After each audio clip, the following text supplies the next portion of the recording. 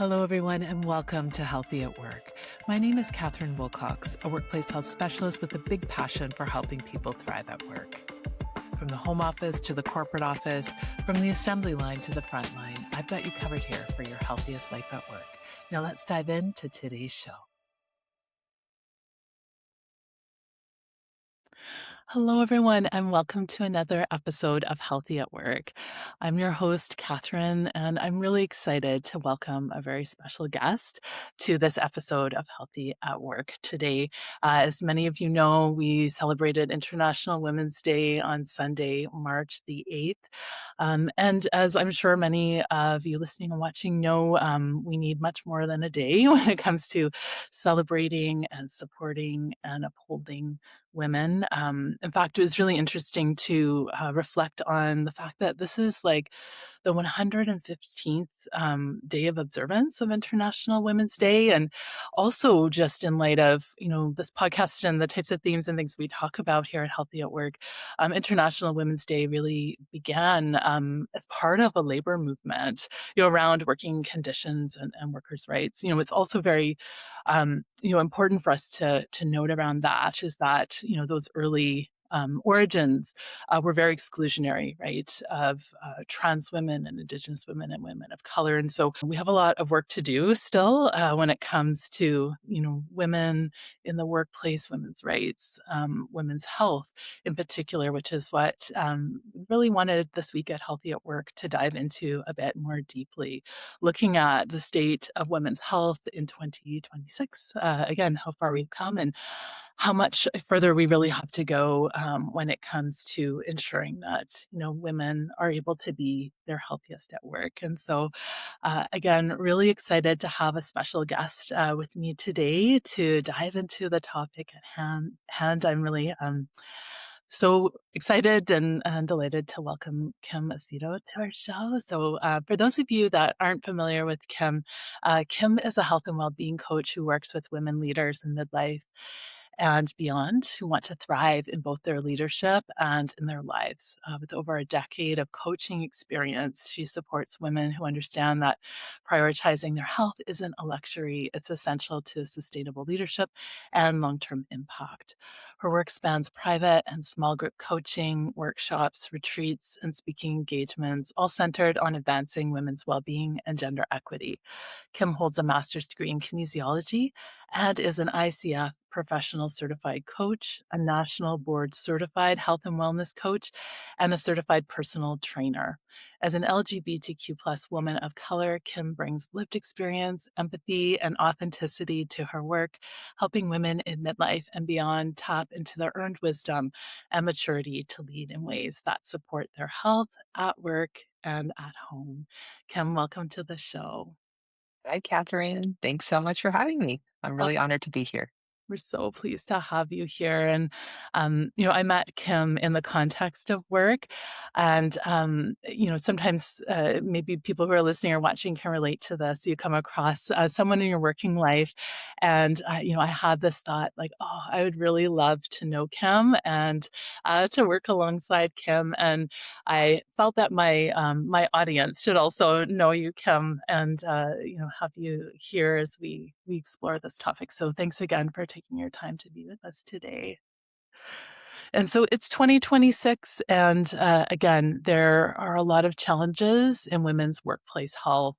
One of them in particular, Kim, is midlife, right? And employers really becoming better equipped to support women with different life stage specific health needs. And I know, this is an area that you really specialize in is supporting women in midlife. And so just to start us off today, I'm wondering if you can share a bit with us around, from your vantage point, what are some of the challenges that, women are really facing at this stage of life? And, how might that show up in the workplace? Yeah, thanks, Catherine, for a great question. The first thing that's coming to mind is first of all, I just love midlife women. I think there's such a great opportunity for women in midlife. Personally and professionally, I've been working with midlife and beyond women for over 10 years, and I'm so glad that I chose this demographic because there's just so much. So anyway, I wanted to say that as we were talking about it, I'm so excited about this topic. Um, but there are challenges, right? There are challenges in midlife. One of them being that in midlife, there's a convergence of peak responsibility at work and at home. So, one example is sandwich caregiving. So, you have a lot of women who are supporting aging parents and also supporting their children, Mhm. depending on their age. They might have different needs. Even university graduates, sometimes they're still living at home. They're trying to find their way in life. So there's a lot of support there, and sometimes even grandchildren. So there's really a lot of that, sandwich caregiving that they're experiencing. Um, Also, they become, or not become, but they often are the default home manager, as I like to call it. So they're carrying this invisible load. They often have to manage the cooking, the grocery shopping, the scheduling, the organizing, the planning. So there's a lot of stuff happening at home. And at work, you might see that midlife women are at the peak of their careers. They might be mentoring teams, leading teams, mentoring younger colleagues. They might be serving on boards. They might be volunteering, or they have speaking engagements, for example. And because of all their experience, they often become the go to person. So a lot more, you know, gets put on their plate as a result. Mhm. So, they're midlife women are competent, they're reliable, they're responsible. So, everyone wants to put more stuff on them, and that can be taken advantage of, right? People can take advantage of the fact that midlife women can do so much. So there's that. And then there's the biology, the body. The body is changing. They're noticing that they need to put more attention on their health habits. They might need to change the way they eat, the way that they work out. Mhm. They might need to pay more attention to their sleep schedule, and then managing their stress as well. So, there's a lot going on, and there's a lot of different things and people that are really pulling at them in different ways. Yeah, so I'm hearing, from you, women are really getting it from all angles, caring for elders, caring for children, caring for homes, anticipating people's needs, the household labor. So there's all of those pieces. And then there's a lot going on as well physically in the body, a lot of changes, potentially as well to adapt to. So holding a lot of pieces. So lots going on there. And given all of that, all of the the mental load, the invisible load that you've mentioned, all the changes that can be happening biologically, like, I think about what employers could be doing better to support, women as they navigate through this time with all of its challenges. Yeah, yeah. I mean, women are spending a lot of time at work. Like I said, they could be at the peak of their careers. They have a lot of responsibility at work, and they're leaders. And Mhm. so, what employers can really do is, first of all, listen, like really listen. Ask women what they want, ask women what they need, learn from women, normalize conversations about health, about caregiving responsibilities, about what their work needs are. Um, recognize that flexibility and boundaries are essential for women. So, again, going back to the listening, going back to the learning. Mhm. Also, stop rewarding overwork as like a leadership trait.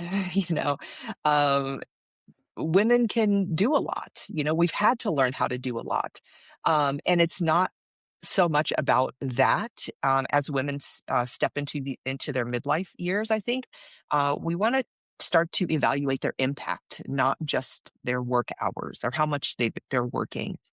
And then another one that I think is to expand health benefits to include coaching, something that I do.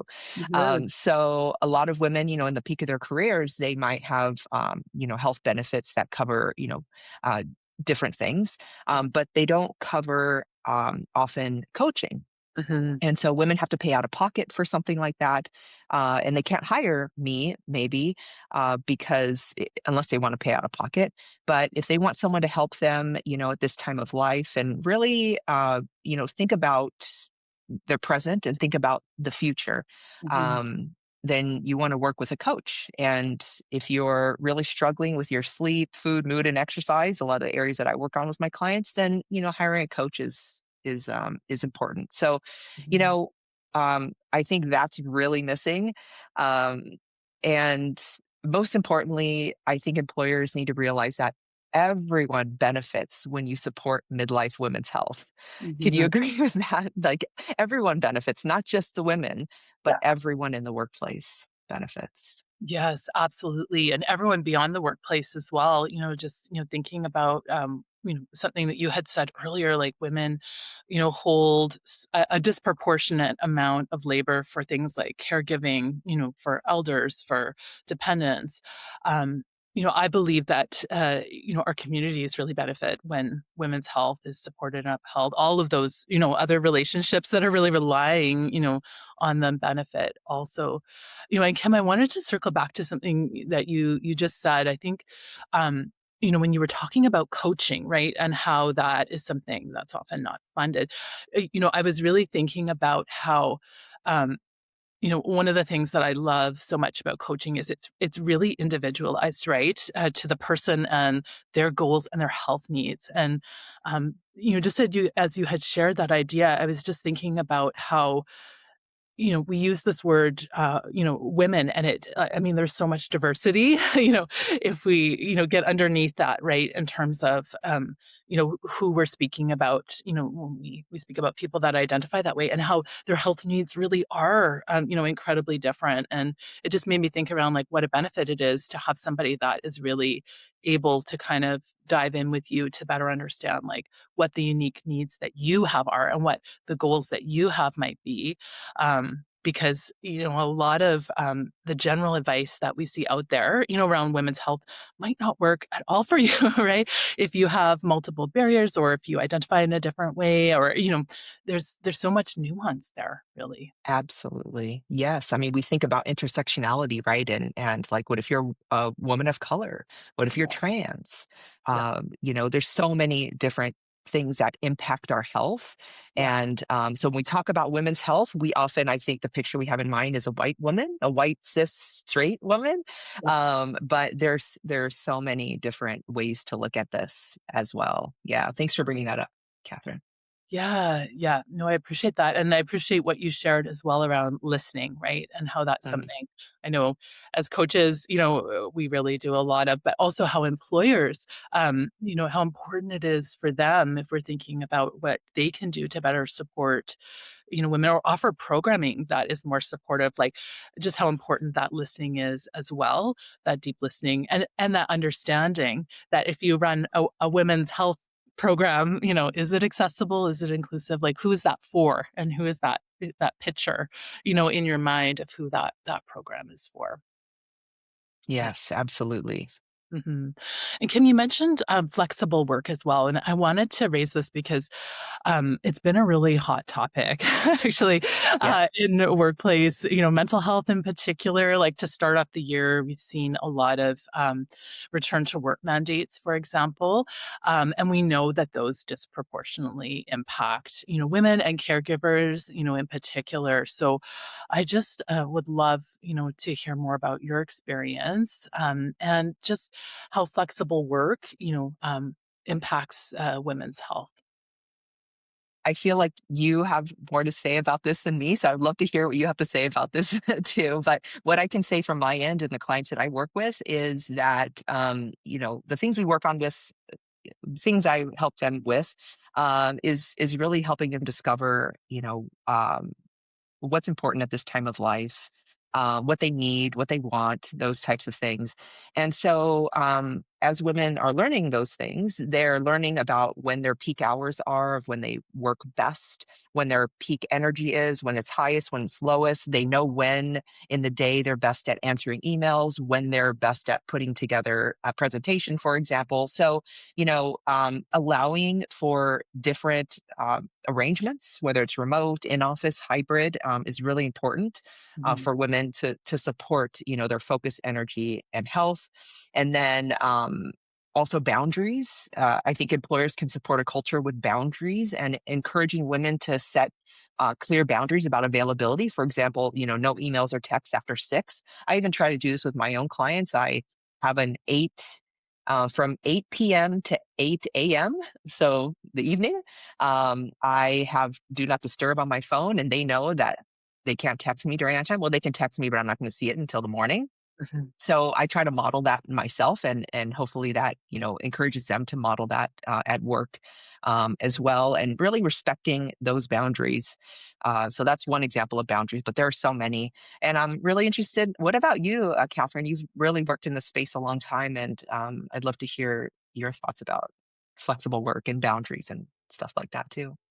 Yeah, I love what you shared around boundaries. And so maybe just to pick up on that, I feel that that is like there's, with flexibility, there are great benefits and advantages. And so, I can just share from my perspective as a caregiver.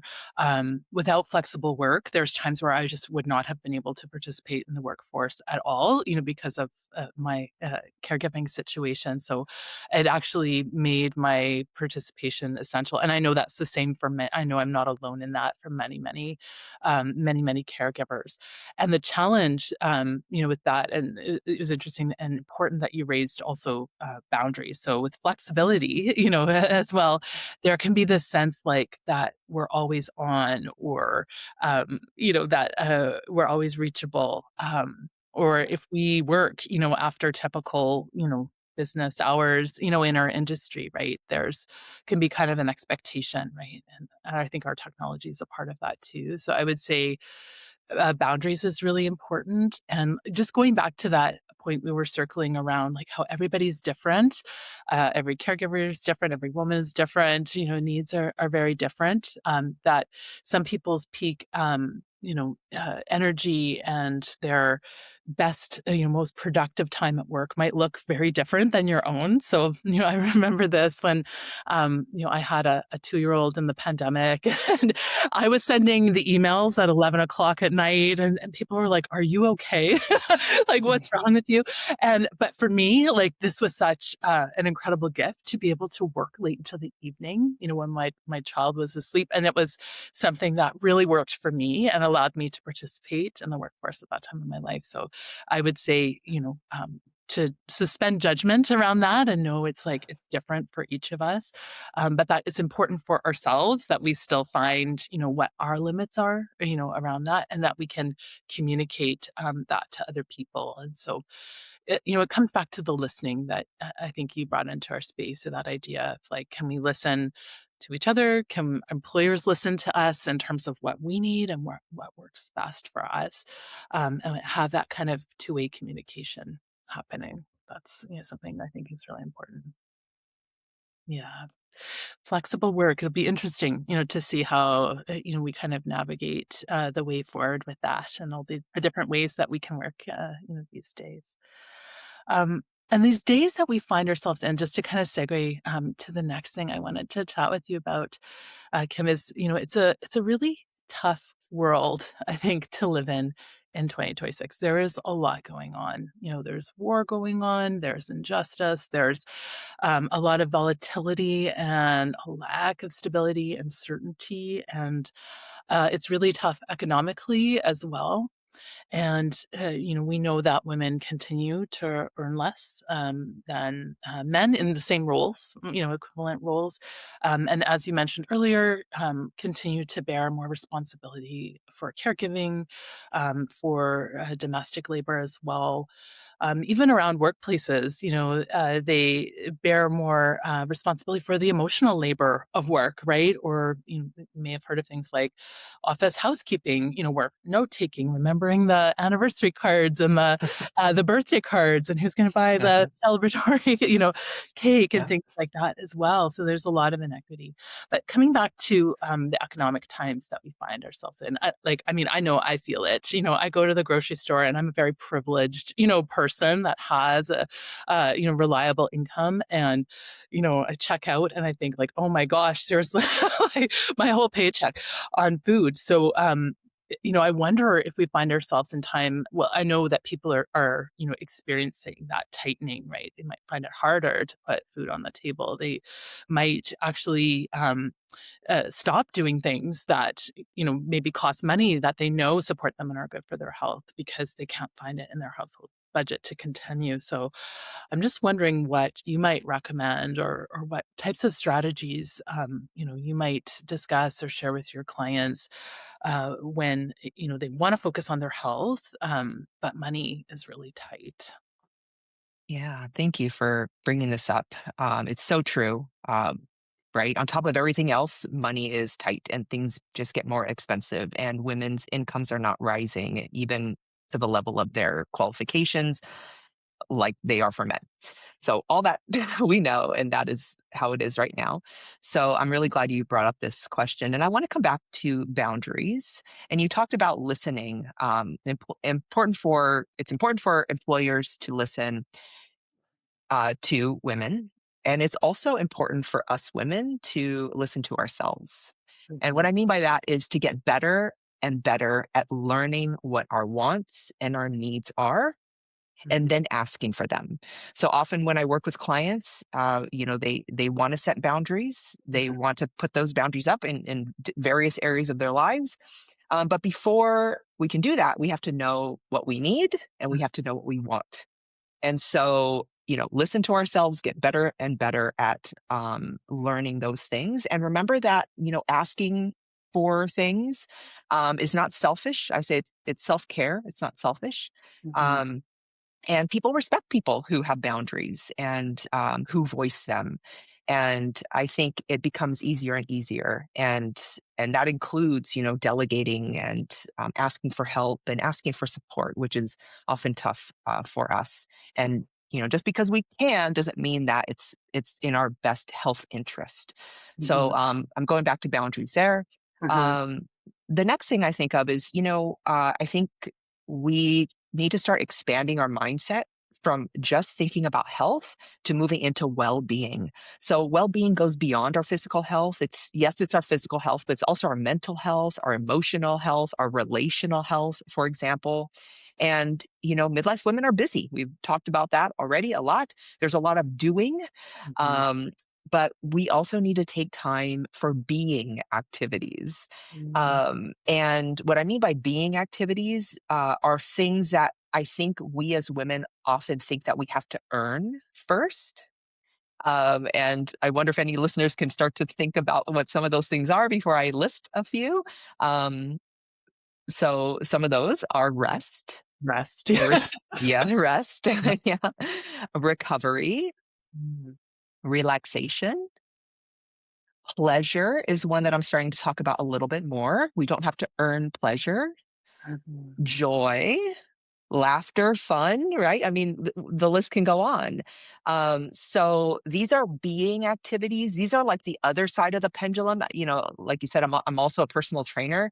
And so, the harder you work out, the harder you need to let the pendulum swing the other way and rest and recover and rejuvenate. And the same is true in our work life balance. The harder we work, the harder then we also need time for fun and joy, especially in these times. mhm, And I also want to mention friends. Take time for friends, new ones, old ones, deepen relationships, deepen your connection with your friends. Find friend groups where you feel belonging, but not, but beyond belonging. I like to say becoming, friends that are going to help you support you in becoming who you are becoming. Um, so that's another area. I have a couple of more in mind. One of them is I talked about, our sleep, food, mood, and exercise. These are things that we do every day. We have to sleep every day. We have to eat every day. We have to move our bodies every day, and we go through life every day. So our mood changes. So if you can focus on making small changes to those, what I call the big four, there's very low cost, no cost, often. It's just being a little bit more intentional, and I help my clients work on these. And then finally, I thought of, you know, if you are able to, buy a couple of sessions with a personal trainer. Like I talked about earlier, in midlife, our body has different needs. As we start to get older, as females, we start to lose bone density, we start to lose muscle mass. So it's really important, also considering that we're so busy, we need to really, I think it's worth it to buy a couple sessions with a trainer, Mhm. learn how to do a couple of the really important exercises, so that you don't waste your time at the gym doing things that are really not going to benefit where you are and what you need. So that would be my last suggestion there. I love that. Well worth the investment, hey? Like, For I've had sure. my own experience too that, so especially I feel like, women are often socialized to, like, go to the cardio machines in the gym, and there's nothing, wrong with that if that's your thing or if that's what gets you moving, but like you were saying, I learned through my own, training and development in this area too that, needs at this phase of my life, were different, and to be able to just have someone to point you in the right direction and show, again, what's possible for you or what will work for you can really, like, save you even injury, I found out the hard way, even injury, right, down the road too, so and I loved, what you were sharing, Kim, around these strategies, right? I was thinking about, fun and how, because of capitalism, right? We're often like sold like fun, you need to buy things. You need to purchase this thing and then your life will be fun, or you can have fun in this way. And again, we all have different things we do for fun. It's not to knock that, but you mentioned things like relationships, right? And investing in friendships or the things that, again, you can't buy, but we know have such an impact on that holistic view of health that you talked about, around well-being. This is something that supports our mental well-being, that supports our holistic being when we invest in the things that, again, we don't have to purchase and buy, but we have to embody instead. Yeah. Wow, I feel like, just for people listening out there, there's so many great ideas and strategies that you've shared with us today. I wanted to maybe just give you a last opportunity, Ken, before we wrap the show today, just to speak to our listeners. And if you could just think about one thing they were taking away from this conversation today, what it would be. So, just speak into the heart of, the women watching or listening today and what to take away from today's episode. Mm. Thank you so much. I love that you gave me that mental picture in mind. So, first of all, I would just like to ask listener to, before I give what I think is a takeaway, what is a takeaway for you? What is something that resonated for you? So maybe think about that first. And then if I can add anything to that, I will share that, I've coached women in midlife and beyond for over 10 years. And one thing is clear: midlife is not a decline. It can be the most empowering time of your life. This is a time of reinvention, reevaluation, recalibration. It's your time to discover, who are you? What's important to you? Who's important to you? Learn about what you want and what you need and start asking for it. You Mm, have wisdom, experience, and maturity that you earned in the first half of your life. And that is a gift. And it gives you the tools to create a second half that aligns with your purpose, your vision, and your values, both personally and professionally. And there are coaches like me that can support you in navigating this time of your life and how to honor your health and well being. So, anything in there that resonates, with a listener would be, amazing. oh, amazing, Kevin. Where can people find you? Where can they find out more about the work that you do, and where can they find you online? Yeah, 2 places. My website is transformationwellnessforwomen.com, and then also on LinkedIn, Kim Aceto. You can, connect with me there as well. Yeah. Amazing, and so I'll make sure, that those are included in the show notes. Kim, thank you so much for, joining Healthy at Work for this conversation today. It's been so wonderful to hear from you and to learn from you, and, for those listening or watching, just send you lots of wellness. Hope you'll take care of yourselves and each other, and we'll see you back here for more Healthy at Work. Thanks, everyone. Thanks for listening today. This podcast is for educational and entertainment purposes only and is not medical advice or mental health treatment. If you're struggling at work, please reach out to the supports within your workplace or community. This podcast was gratefully recorded on the unceded and ancestral homelands of the Lekwungen-speaking people of the Songhees and Esquimalt nations.